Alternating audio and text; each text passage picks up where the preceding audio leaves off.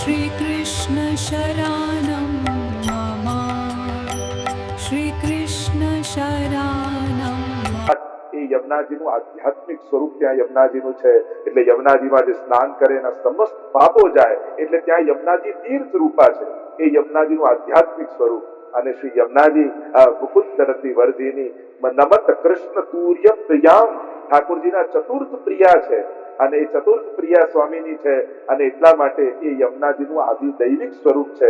તેનું ચિત્ર આપણે જોઈએ છે. તો આ ત્રણ સ્વરૂપ યમુનાજીના બતાવ્યા. યમુનાષ્ટકમાં અષ્ટ સિદ્ધિની વાત કરી. એક શ્લોકમાં યમુનાજી કઈ કઈ સિદ્ધિનું દાન કરે છે. સકલ સિદ્ધિ હેતુ પૂરા એમ કહ્યું. અને એક શ્લોકમાં અષ્ટ સિદ્ધિ બતાવી. એમાં 4 સંયોગાત્મક સિદ્ધિ છે અને 4 વિપ્રયોગાત્મક સિદ્ધિ છે. અને 9મા શ્લોકમાં યમુનાષ્ટક કરવાનું ફળ બતાવ્યું. તવાષ્ટકમિદમ મુદા પઠતિ સૂર સૂતે સદા. પહેલું ફળ સમસ્ત દુરિત ક્ષય, સમસ્ત પાપોનો નાશ થાય. ભવતી વય મુકુંદે રતિ, ઠાકોરજીમાં પરમ પ્રીતિ પ્રગટ થાય. તયા સકલ સિદ્ધયો, ત્રીજું ફળ સકલ સિદ્ધિનું દાન યમુનાજી કરે.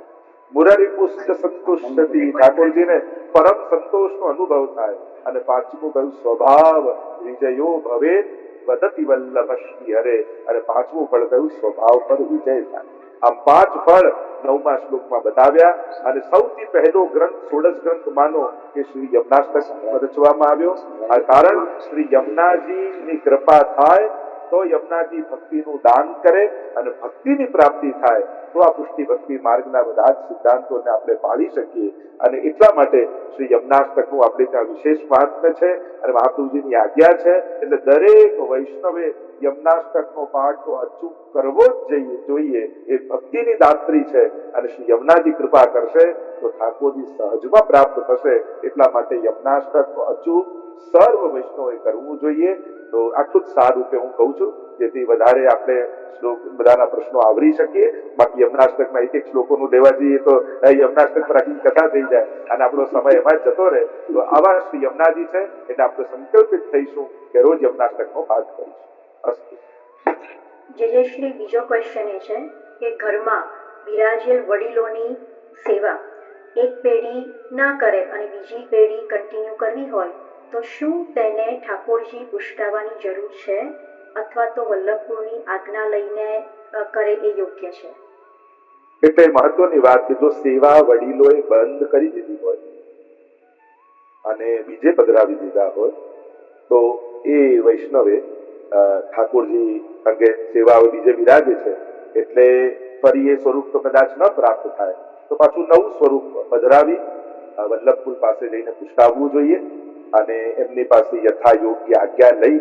સૌથી પહેલા તો સૌભાગ્યની વાત એ છે કે તમને તમારા વડીલોએ જે સેવા કરી એ કરવાની ઈચ્છા થઈ. એટલે આ એક સૌથી ઉત્તમ લક્ષણ કહેવાય કે મહાપ્રભુજીની તમારા પર કૃપા થઈ કહેવાય કે તમને પુનઃ ભગવત સેવા. કારણ ઘણી વાર મેં જોયું છે કે દાદા દાદીને જોયા હોય પૌત્રાય પણ વચ્ચેની પેઢી ન કરતી હોય, એના પપ્પા મમ્મી ન કરતા હોય, પાછો પૌત્રાને ભાવ થાય કે અમે પણ હું પણ બાની જેમ સેવા કરું, દાદીની જેમ સેવા કરું. મને નાનપણમાં દાદીએ ખોળામાં બેસાડી અને ઠાકોરજીની સેવા કરાવી હોય એટલે આને રુચિ જાગવી હોય તો આ બહુ સારું લક્ષણ છે. દાદા દાદીઓ બેઠા હોય તો એમને કહીશ કે આવું હોય તો પોતરાઓને બહુ અપરસ કરીને દૂર ભગાવવા કરતા પોતાની આજુબાજુ બેસાડી અને એમના હાથે ભગવત સેવાનો લાભ લેવડાવવો. યત્કિંચિત જે કંઈ પણ સેવા થાય એ કરાવવી જેથી એમને પણ સ્નેહ થાય. સ્નેહ થાય પછી સેવા નહીં કરે. સેવા કરાવશો તો સ્નેહ પ્રગટ થશે. જેને કર્યું હશે એને ભાવ થશે. અને એટલા માટે પૂરા પુષ્ટાવવું જોઈએ. અને પુષ્ટાયા પછી યથા યોગ્ય આજ્ઞા લેવી જોઈએ જે રીતે તમે જ કરી શકો એમ છો. અને પછી ઠાકોરજીની સેવા કરવી. હવે નેક્સ્ટ ક્વેશ્ચન છે મુખરતા દોષ એટલે શું અને દોષ ન થાય એનો ઉપાય શું? તો આપ જણાવો. આપણે ત્યાં અનેક પ્રકારના દોષ કયા છે. કાયિક, વાચિક, માનસિક આ 3 પ્રકારના દોષો કયા છે. એમાં જે વાચિક દોષ છે એને મુખરતા દોષ કહીએ. અને મુખરતા દોષ પણ અનેક પ્રકારના છે.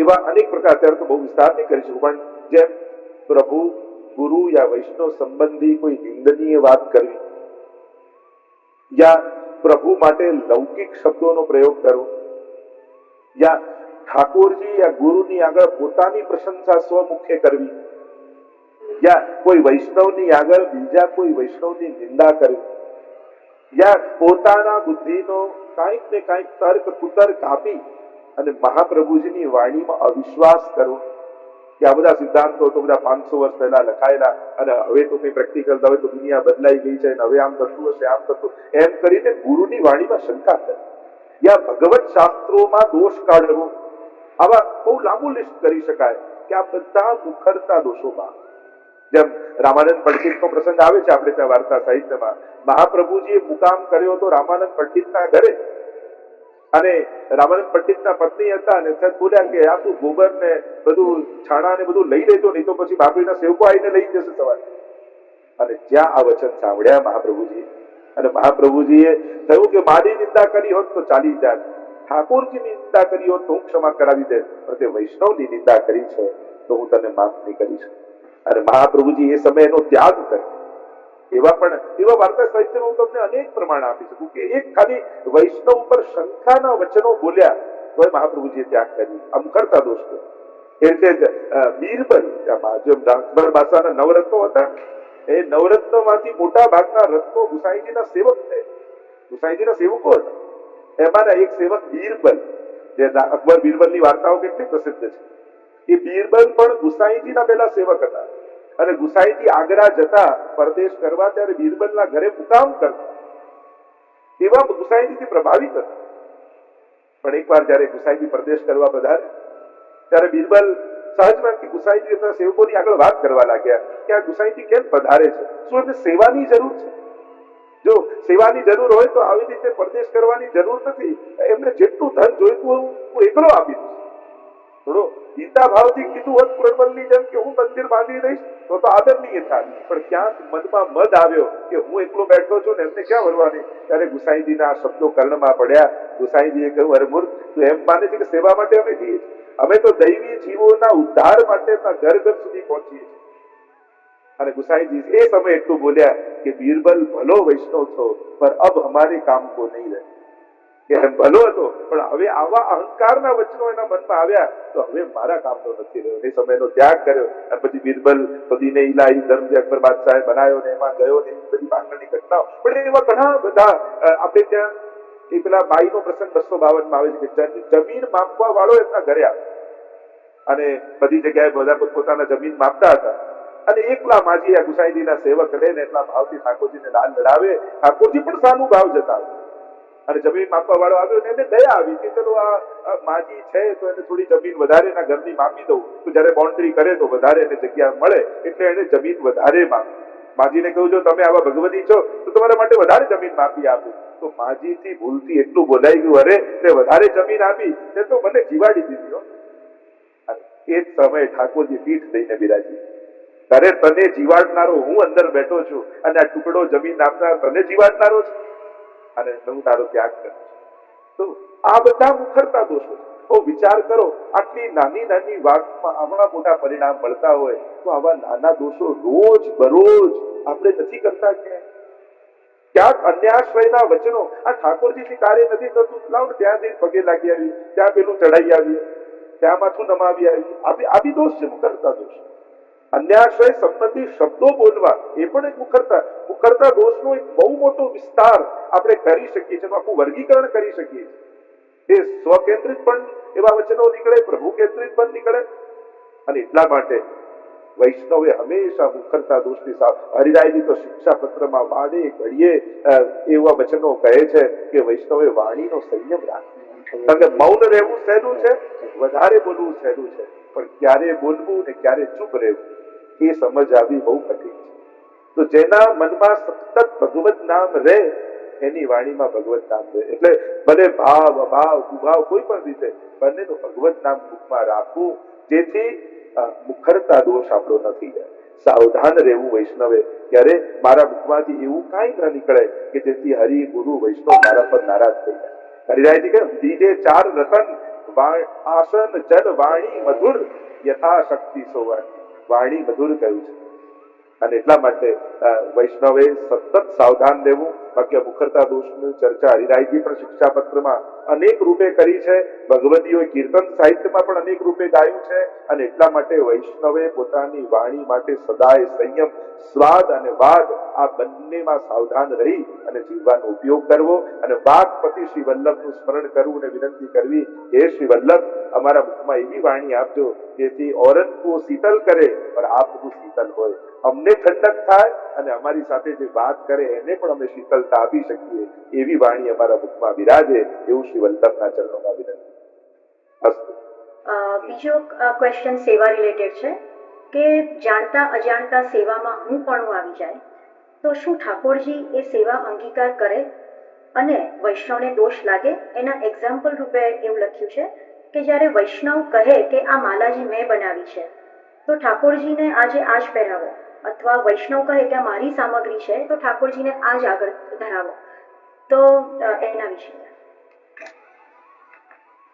આપણે ત્યાં તત્પરતા હોય, ઉત્સુકતા હોય, પણ હઠાગ્ર કોઈ વસ્તુ ન હોય. સેવા કોને કહેવાય કે જેમાં પ્રભુને સુખ થાય એનું નામ સેવા. ઘણીવાર અમારે અહીંયા બી ઘણીવાર એમ થાય કે બે જણ બાળાજી સિદ્ધ કરે, પણ જેની ઉત્તમ હોય એની મુખિયાજી લઈને ધરાવે, તો બીજા વૈષ્ણવ એમ વિચારું કે આના જેવી ઉત્તમ બાળાજી હું ક્યારે સિદ્ધ કરું જેથી ઠાકોરજીને પણ આ ધરવાની ઈચ્છા થાય. જો આપણે ત્યાં કરી લેવું, ધરી લેવું, ભરી લેવું એ પુષ્ટિ માર્ગ નથી, પણ કોના થકી ધરીએ છે, કોના થકી ભરીએ છે એનું મહત્તા છે. શ્રી વલ્લભે આજ્ઞા કરી હોય કે હા તમે આ સેવા કરજો અને એને પોતાનું સૌભાગ્ય માનીને આપણે કરીએ.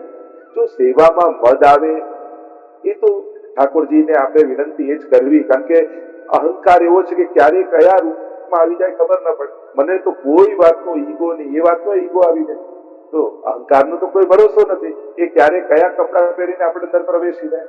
એટલે સેવા કરી ઠાકોરજીને દંડવત કરવામાં આવે છે. સેવા કરતા પહેલા ઠાકોરજીને દંડવત કરવામાં આવે છે. સેવા કરતા પહેલા મહાપ્રભુજી ગુસાઈજી યમુનાજીનું સ્મરણ કરાય છે. આ કેમ?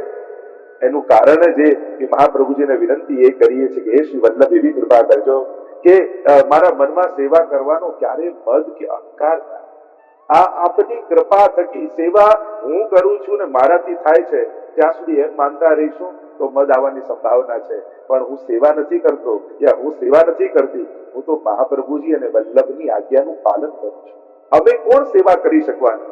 અમે તો દોષોથી ભરેલા જીવો છીએ, પણ શ્રી વલ્લભે અનુગ્રહ કરી, કૃપા કરી મને આ અધિકાર આપ્યો છે કે તું યશોદાજીનો લાભ લે, તું ગોપીજનોની સેવાનો લાભ લે. અને આ હું કરું છું એટલે થાય છે નહીં, મારા પર કૃપા કરીને ઠાકોરજી મારા હાથે સેવા લે છે. સેવા એ આપણો ઠાકોરજી પરનો ઉપકાર નથી, પણ સેવા એ ઠાકોરજીનો આપણા પર ઉપકાર છે કે આપણને એ અવસર આપે છે.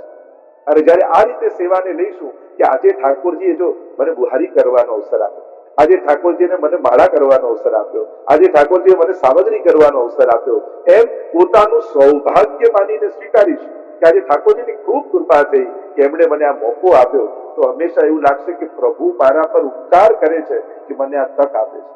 પણ હું કરું છું એટલે પ્રભુનું થાય છે એવો જો ભાવ આવ્યો અને પોતે ઉપકાર કરતા હોય એવો ભાવ કરીશું તો પછી ઠાકોરજીને પણ એનો ભાર લાગશે, સેવાનો આનંદ નહીં આવે. કારણ કે પ્રભુ કોઈનો ઉપકાર રાખતા નથી, એ પાછું વાળીને પાછું આપી દે છે. અને એટલા માટે સેવા સ્વીકારે છે, ઉપકાર પાછું વાળે છે. એટલે આપણે નક્કી કરવાનું, આપણે રિટર્નમાં પાછું ફલ સાથે લઈ લેવું છે કે આપણી સેવા સદાય ઠાકોરજી સ્વીકારી લે એ રીતે સેવા કરવી છે. તો એવો ભાવ રાખો, દીનતાનો ભાવ રાખો. કારણ કે મહાપ્રભુજી એ જ નહીં સાધન સંપત્ત્યા હરિતુષ્યતિ કશ્યચિત ભક્તાનામ દૈન્યમેવૈકમ હરિતોષણ સાધનમ. રાસ પંચાધ્યાયમાં જયારે ઠાકોરજી રાસમાં પ્રગટ થયા, અંતર ધ્યાન થયા પછી પ્રગટ થયા, ત્યારે મહાપ્રભુજી સુબોધનીમાં કારિકા લખે છે કે પ્રભુ ક્યારે કોઈ પણ સાધનથી રાજી થતા નથી. પ્રભુ પ્રસન્ન થાય છે તો ભક્તની દીનતાથી પ્રસન્ન થાય છે. અને એટલા માટે ઉત્તમમાં ઉત્તમ, મોંઘામાં મોંઘી વસ્તુ હોય પણ જો દીનતાનો અભાવ હોય તો ઠાકોરજીને આનંદ આવતો નથી. અને એનાથી કદાચ વસ્તુ ઉત્તમ ન હોય પણ દૈન્ય પૂરેપૂરો હોય તો ઠાકોરજીને ઉત્તમ બનાવીને સ્વીકારી લે છે. અને એટલા માટે સેવામાં સદાય સાવધાન રહેવું કે મને કોઈ પ્રકારનો મદ ના આવી જાય. ઠાકોરજી બાકી બધું જ ચલાવી દેશે, અહંકાર થી ચલા. જો આપણે વાર્તા પ્રસંગમાં નથી આવતું, પેલી રાણી આવી દર્શન કરવા માટે અને છત્ર ચમર ચાદર બધું ઓઢીને આવી અને કહ્યું કે આ દેશની હું રાણી છું અને હું તો મારા પૂરા રસાલાની સાથે ઠાકોરજીના દર્શન કરવા છું અને હું દર્શન કરું ત્યારે કોઈ ન કરતું હોવું જોઈએ. મહાપ્રભુજી કહ્યું ઠીક છે, તમે પહેલા કરો. અને 12,000 ની ભીડ ઉભી છે, અંદર રાણી દર્શન કરી રહી છે, પણ આ શ્રીનાથજી બાબા કોઈનો અહંકાર ચલાવી બીજું રૂપ ધારણ કર્યું ને જઈને દ્વાર ખોલી આવે. આખી ભીડ અંદર એવી આવી કે છત્ર ચમર તો શું એક કપડું રાણીના શિયનમાં ના અને ત્યારે ઠાકોરજી હસવા લાગ્યા અને કહ્યું કે આ ઠાકોરજી કોઈનો પણ કાહુ કી નાહી રાખત કાની ભલી કોણ યહ ખેલવે કી બાની. ભલી યહ ખેલવે, ગોવિંદ સ્વામીનું પદ છે, કાહુ કી નાહી રાખત કાની. ઠાકોરજી કોઈનો અહંકાર ચલાવતા નથી. અને બીજી વાત એ કે જો ઠાકોરજી આપણો અહંકાર વધારે તો માનવું કે ઠાકોરજી આપણો બગાડ કરવાનો છે. અને પ્રભુ કોઈને પણ નિમિત્ત બનાવી આપણો અહંકાર તોડે તો માનજો ઠાકોરજી મારો સ્વીકાર કરવા માંગે છે અને એટલા માટે મારા અહંકારને તોડી રહ્યા છે. પ્રભુ માને મારા અહંકારમાંથી દૂર કરી રહ્યા છે અને એટલા માટે એવો ભાવ રાખો કે મારા અહંકારને પ્રભુ મુક્ત કરજો અને માને સેવાથી વંચિત ન કરતા. હું હંમેશા કહું કે ક્યારે પણ કોઈ વ્યક્તિને કારણે ઠાકોરજીની સેવા નહીં છોડો. ઘણીવાર હવેલીમાં હોઈએ કે ઘરે હોઈએ કે કઈ હોઈએ, ક્યાંક કોઈ કઈ કહી જાય કે ઘરમાં કોઈએ કહી હવે હું સેવા નહીં કરું, હવે તમે કરી દો, અમારાથી નહીં થાય, મને આમ કરો. અરે વ્યક્તિના કહેવાથી મળેલો લાભ શા માટે છોડો? આ એક સેવા સૌભાગ્યથી મળે છે. માણસો તો આજે છે કાલે નહીં દે, પણ કોઈ સાધારણ વ્યક્તિના કહેવાથી પોતાના હાથમાં આવેલી સેવા મૂકી નહીં દેવી, અલૌકિક ભાવ કરવો. સારા વચનો કીધા તો આ યશ તો ઠાકોરજીનો છે. પ્રભુ મારો યશ વધારે છે. હું એ નિંદા કરી તો જો ઠાકોરજી કેવો મારા અહંકારને તોડી રહ્યા છે, મારી અંદર મદ ના આવી જાય એટલે આના મુખે નિંદા કરાવી મારો અહંકાર ઓગાળી રહ્યા છે. આવો અલૌકિક ભાવ રાખી જો સેવામાં જશો તો તમારા હાથમાં આવેલી સેવા ક્યારેય છૂટશે. એટલે પ્રભુને એ જ વિનંતી કરજો કે દીનતાના પાત્રમાં